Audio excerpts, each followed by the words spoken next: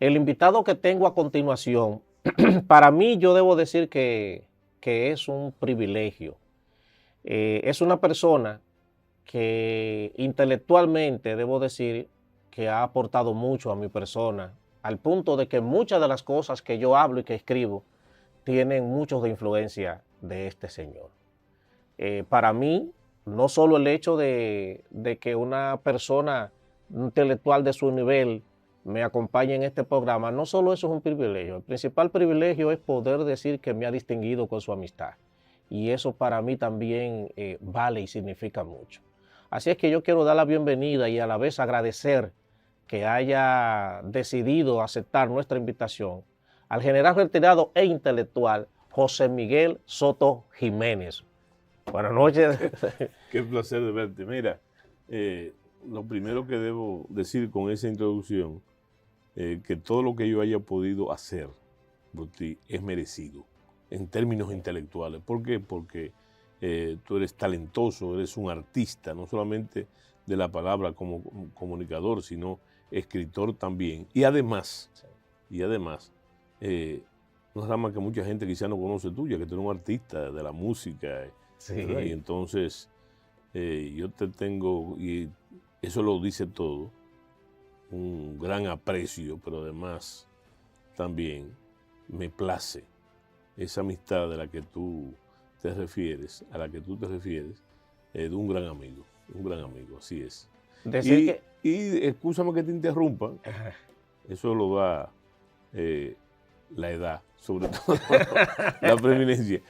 No, para decirte que para mí me siento muy bien estando aquí. Es una satisfacción muy especial, me siento satisfecho y la invitación la defiero, por lo que tú has dicho, con mucho gusto y entusiasmo, tratándose precisamente de ti y de lo que tú has hecho y vives haciendo, ¿verdad? Entonces, para mí es una gran satisfacción y debo entonces añadir a esa satisfacción un saludo muy dominicanista a toda la audiencia de este programa.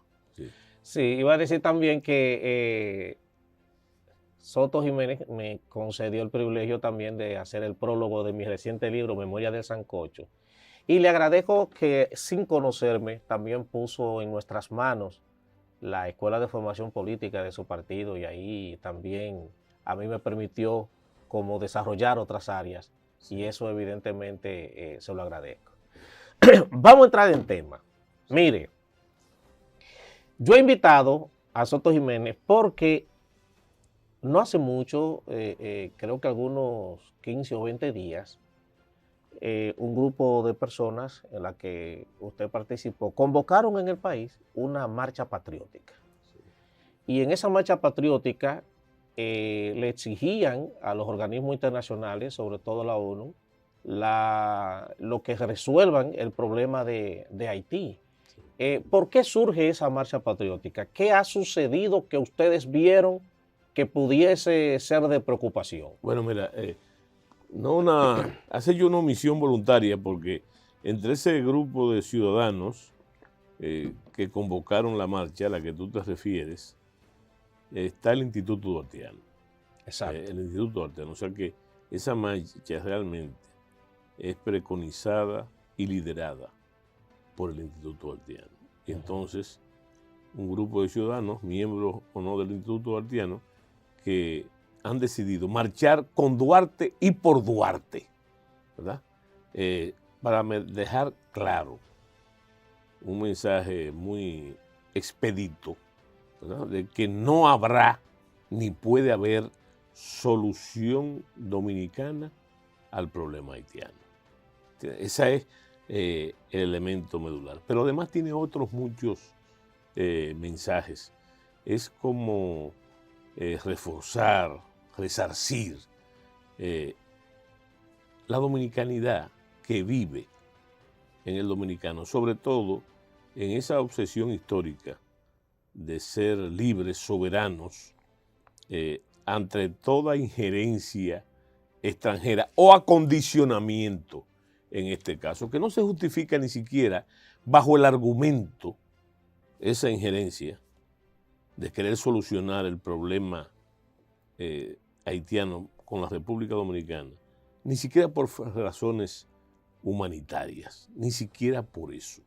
Porque en realidad te diré que no solamente el sistema internacional debería, estamos de acuerdo, y los presidentes dominicanos, no solamente el actual, sino todos, y en una de esas invocaciones yo participé como testigo, de que había que ayudar a Haití a salir de esa larga noche, no solamente de pobreza, sino de falta de institucionalidad, y en que el Estado haitiano ha estado sitiado permanentemente hasta que desapareció. Entonces, el argumento fundamental es ese, ¿verdad? Pero no solamente eso se queda ahí. Marchar, como yo digo, marchar por la patria, como siempre se ha hecho. Esa misma ruta de la fuerza al Parque Independencia, ¿verdad? Eso siempre se ha hecho. Ahí ha sido el escenario permanente de la lucha del pueblo dominicano en muchas épocas. Estamos hablando desde tiempos inmemoriales. Y es una forma de ir, que esto es muy importante, Sí. de ir no a darle la queja, como hemos ido en otras ocasiones, a darle la queja a nuestros grandes muertos, a la trilogía, al fundador de la República y sus discípulos principales de esa situación, sino a decirle que el pueblo dominicano, que la sociedad dominicana está siguiendo las enseñanzas y los ideales que ellos promovieron y que lograron no solamente la fundación de la República, sino anterior, muy anterior a ello. La defensa de la nación. Entonces, ese es el propósito. Y te diré, déjame adelantarte, Sí. tengo que meter mi cuña, que ahora vamos para Santiago. Ah, Claro, siempre el Instituto Haitiano y sobre todo lo que son los duartianos ya de Santiago, bajo el auspicio del Instituto Duartiano de aquí. Entonces, vamos a marchar, vamos a volver a marchar, esta vez con el Cibao. Y cuando se marche en Santiago, marcha el Cibao, y cuando marche el Cibao, entonces, como yo digo, se estremece la nación entera, el país entero. Entonces, el 1 de octubre tenemos esa cita con Duarte, por Duarte y en Duarte. hace mucho siempre se ha dicho que existe un interés de que se realice una fusión de la isla entre Sí. Haití y República Dominicana. Sí. Yo, siendo honesto, eso yo he investigado mucho y no he encontrado algún texto que me diga a mí o que me señale, me refresque esas intenciones. ¿Cómo surge eso? ¿Existe esa idea en realidad? Pero no solamente existe desde ahora, existe desde hace muchísimo tiempo. Es más, por eso Juan Pablo Duarte lo dice claramente, entre la República Dominicana y Haití no puede haber fusión, ni debe haber fusión. Entonces yo te pregunto a ti, ¿por qué lo dice Duarte? ¿Fue una inspiración simplemente morrocotuda que tuvo Duarte? No, es que había esa intención. Y te voy a decir por qué existe esa intención. Pero además, esa idea ha sido permanente, ¿verdad? ¿En el interés de quién? De la potencia, para resolverse un problema de forma irresponsable, la comunidad internacional, y de forma también barata, porque ahí hay un problema económico. Es mejor que tirarnos el problema a nosotros, con el gran peso y las calamidades de la famosa migración ilegal, que resolver ello no solamente para auxiliarlo de forma humanitaria, sino para crear las condiciones de desarrollo en Haití, sino también, ¿por qué no decirlo?, de fundamentar, de crear las bases de una democracia. Porque yo te voy a decir una cosa, mi querido amigo Álvarez, tú sabías que todos los presidentes dominicanos, todos, o lo que yo conozco, desde Hipólito Mejía, ¿verdad? Que hubo una entrevista famosa con el primer ministro Jospin en París, en la que yo participé. Está la intención bien habida de ayudar a Haití, ¿verdad? Para nosotros no cargar con ese problema. Siempre ha habido... ¿Y entonces por qué eso no se da? No, pues no se da por primer... No, yo digo lo de la intención de ayudar a Haití. ¿Por qué no se da? Porque ellos lo consideran oneroso, costoso, muy costoso. Y es mejor entonces, e insólito, que un país como el nuestro, entonces tenga que sacrificar los frutos de su democracia. Eso es muy importante. Sí. Los frutos de su democracia, en todos los órdenes. No es un problema simplemente, como se ha dicho, de racismo, de xenofobia. Y yo te voy a decir algo, o de discriminación. Yo te voy a decir algo. Lo menos que puede ser el pueblo dominicano es racista. No puede serlo. Nosotros tenemos un 80% o más. Eso es lo que es el pueblo dominicano de mulatos. Sí. ¿Verdad? De mulatos. Y entonces, una minoría blanca y una minoría de blanca negro. Con rasgos de negro. No, que eso blanco, ¿verdad? Sí. Como dice el pueblo dominicano en su sabiduría proverbial, tienen el negro detrás de la oreja. De la oreja, ¿verdad? Y entonces, yo lo que pienso es que el gran peligro es que esa inmigración ilegal, que como dice el campesino, ¿verdad? Y tú manejas muy bien la fraseología campesina, sí, que dice que lo demasiado, hasta Dios lo ve. Entonces, precisamente, no hay ningún tipo de atenuar el problema cerrando los ojos, ¿verdad? Nunca como antes, nunca en ninguna época, y yo fui ministro de las Fuerzas Armadas, secretario de Estado de las Fuerzas Armadas por 4 años, nunca la migración ilegal había llegado a los extremos en que estamos llegando ahora. No solamente en número, sino en, vamos a llamarle en ocupación, porque eso que está seriamente atentando y acondicionando el mercado de trabajo, por ejemplo, ¿verdad? Sí. Los haitianos, antes era, fíjate cómo se ha desarrollado el problema. Primero los haitianos estaban en el problema de braceros, de los braceros haitianos, ¿verdad? En la caña. Que despectivamente se decían cepa a esa época. Bueno, después estuvieron en la agricultura, comenzaron sobre todo en el arroz, ¿verdad? La caña primero, el arroz y otros cultivos, plátano, hasta el café. Sí. El café, bueno, está bien. Entonces después vinieron todos, los haitianos están en todo. Mira, es difícil encontrar en el país, para darte una idea, un heladero que no sea haitiano. Y que venda coco. O que venda coco, o un frutero, pero ya están también en los, como vigilantes, en los edificios. Sí. Y están progresivamente y casi mayoritariamente en el área del turismo. Los que de alguna manera critican el muro, sí, y la verja que se está construyendo, lo que dicen es que eso no es la solución, porque lo que va a provocar es que ahora los haitianos paguen más para cruzar de este lado. Sí. ¿Qué usted opina sobre eso? ¿Entiende que ese muro realmente ayuda o lo que hará es ahora encarecer los servicios de quienes de alguna manera se lucran con ese tema de la ilegalidad? Mira, el muro ciertamente no es la solución si tú lo miras desde el punto de vista que el muro no es la panacea. Ahí está el muro y se acabó el problema, no. El muro tiene un concepto más amplio y es una pieza clave para la solución del problema. No sé si me entiende. No es la solución del problema, pero es una pieza clave para la solución, porque junto con ello, y así está concebido, hay una serie de tecnología de punta que debe acompañar el muro y sobre todo la participación del hombre, ¿verdad? Por eso se ha hecho hincapié y se está haciendo hincapié, ¿verdad? Se está haciendo hincapié, que no es un problema que se resuelve tampoco con una varita mágica o sí, con una orden o con un decreto. El problema es que hay que espantar. Cuando yo hablo del hombre, del material humano, hay que espantar entonces la recurrencia de la corrupción que existe ahí y hay métodos para evitarlo, ¿verdad?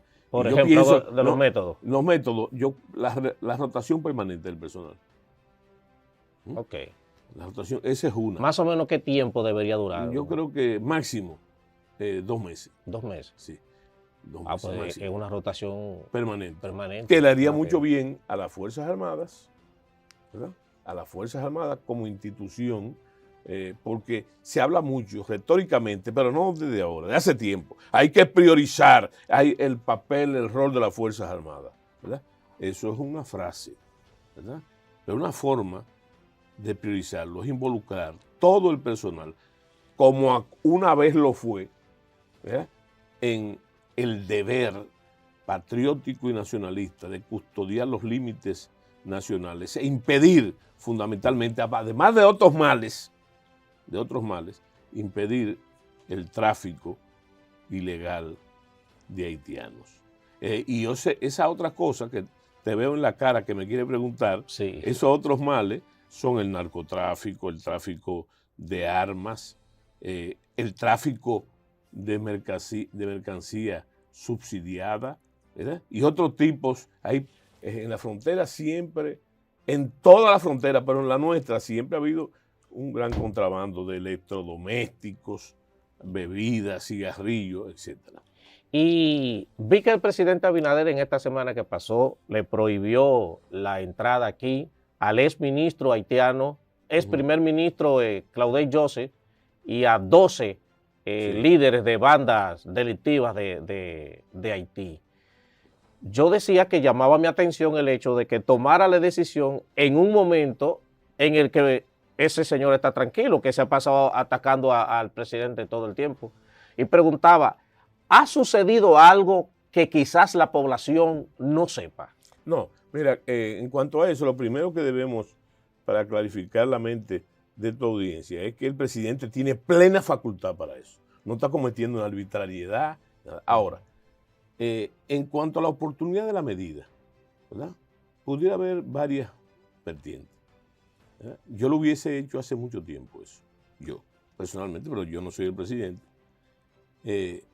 Porque, y te voy a decir de dónde nace y por qué nace esa idea que yo te digo. Sí. ¿Verdad? Ese señor ha hecho todo lo posible por mostrarse enemigo de la República Dominicana. Sí, sí. Bueno, pero todo vino cuando él quemó la bandera de la República Dominicana.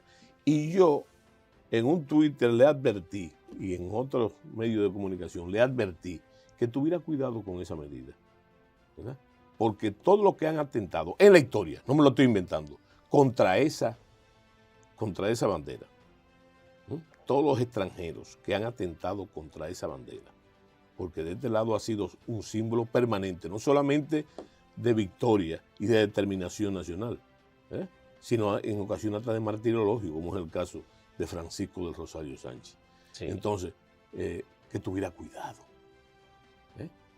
Él mismo ha trazado la línea de Pizarro y el presidente lo ha hecho. Ahora bien, se ha argumentado, y no lo has dicho tú, pero lo he visto y yo creo que el que tenga miedo que compre un perro prieto. Yo he visto que han dicho que el presidente ha intentado ese recurso de unificar la voluntad nacional en un momento de crisis o de crisis pasajera o de problemas circunstanciales en la gobernabilidad. Mira, eso podría ser, pero yo te voy a decir algo. La otra cosa que la gente no ha visto ni ha querido ver es que el señor exministro que no quiero ni mencionar su nombre, tengo que hacerle un favor.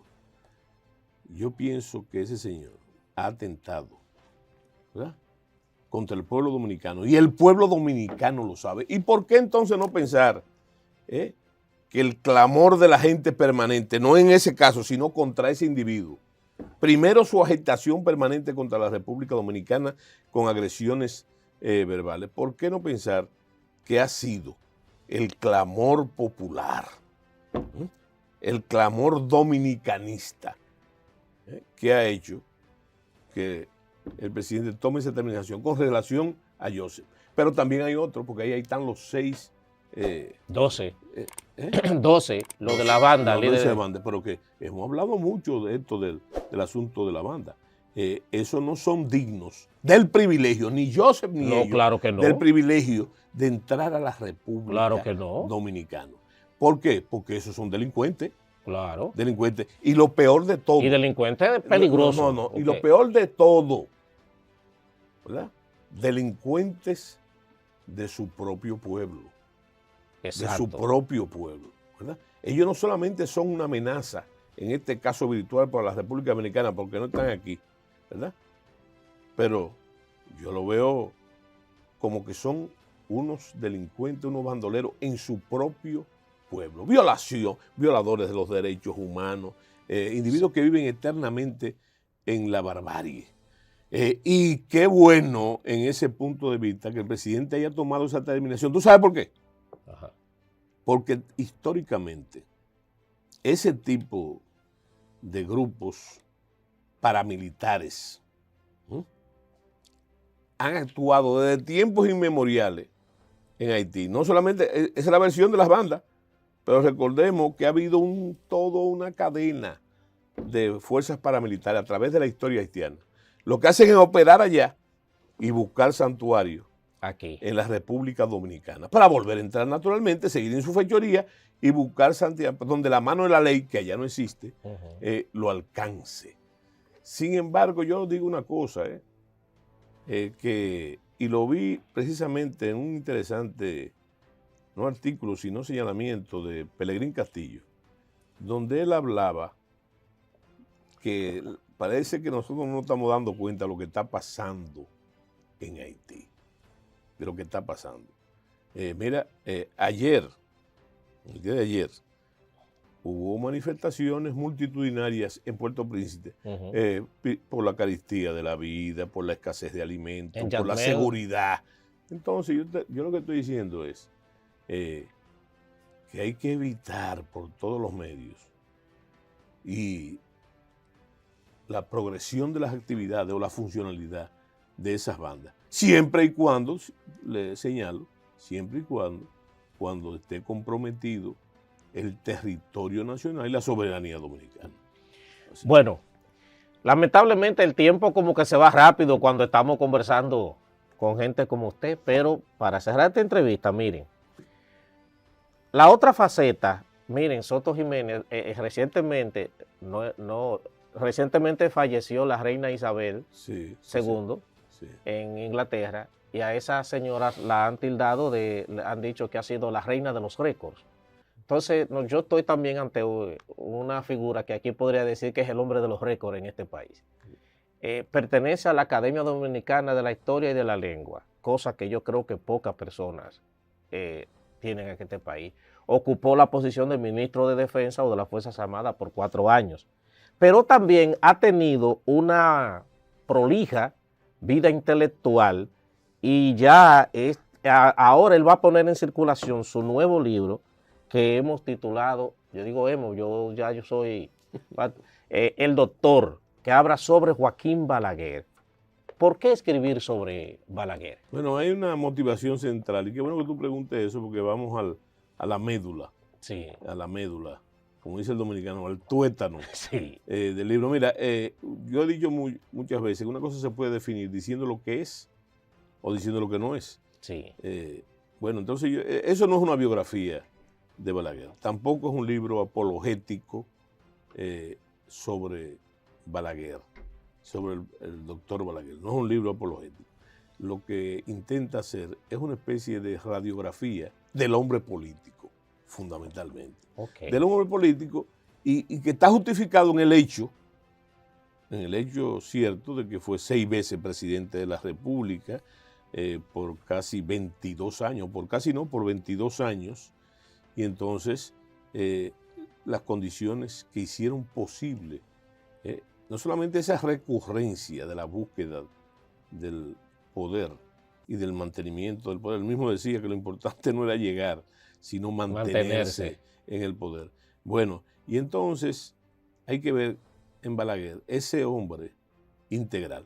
Yo no creo, y deserto de la idea de que Balaguer es un predestinado. Balaguer es fruto de un largo aprendizaje, naturalmente partiendo de condiciones intelectuales, intelectivas que tenía, de todas maneras. Entonces, en Balaguer hay que tomar en cuenta muy bien es que él mismo construyó su propia leyenda. Él construyó una metáfora sobre sí mismo.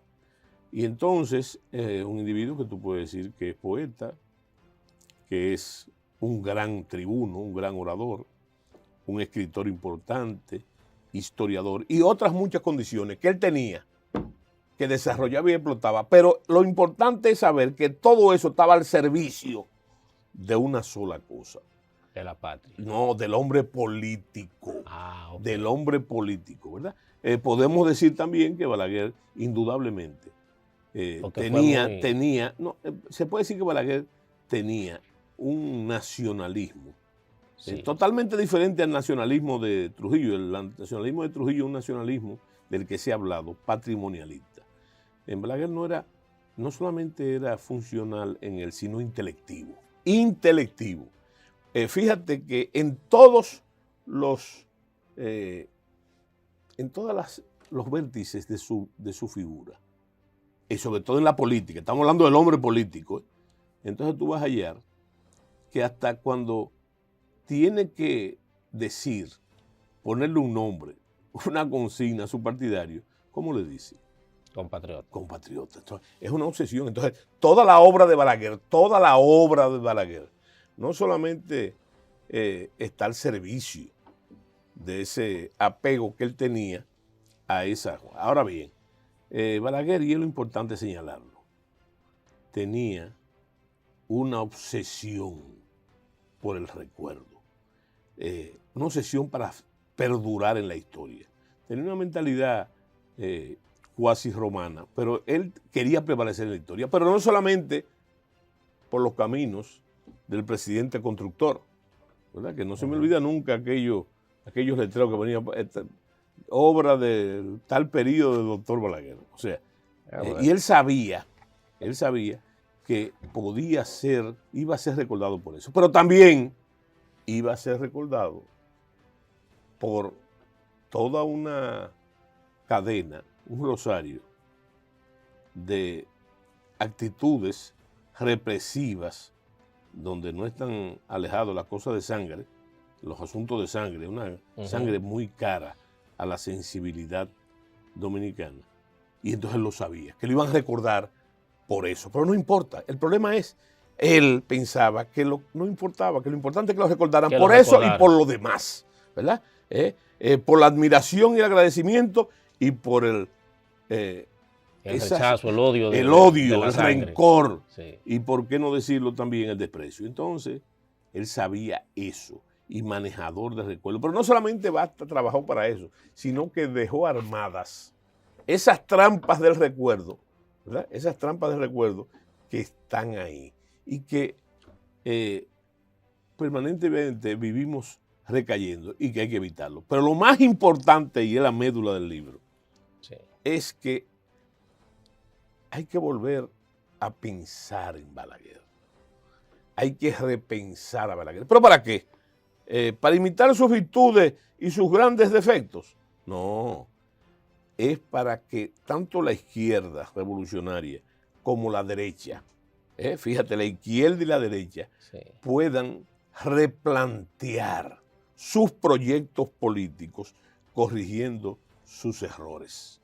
Esa es la base del juego. ¿Y por qué menciono la izquierda y la derecha? Porque Balaguer estaba realmente más allá de la izquierda y la derecha. Fue la derecha del país, la ultraderecha, que lo sacó del país en ese sentido. Lo derrocó y lo sacó del país, ¿verdad? La extrema derecha. Y después la izquierda revolucionaria lo enfrentó. Además de que se ha dicho muchísimo, y eso es importante, de que no se explica Balaguer sin el profesor Juan Bosch, no se explica el doctor Balaguer sin José Francisco Peña Gómez como antagónico. Pero yo le voy a decir una cosa, no se puede discriminar ni desechar el papel de la izquierda, porque la izquierda le declaró la guerra, un intento de continuar la guerra del 65, y habló no solamente de la guerra popular, de la guerra armada, sino del golpe de Estado revolucionario, ¿verdad? Y entonces, en ese sentido, tú tienes que colegir necesariamente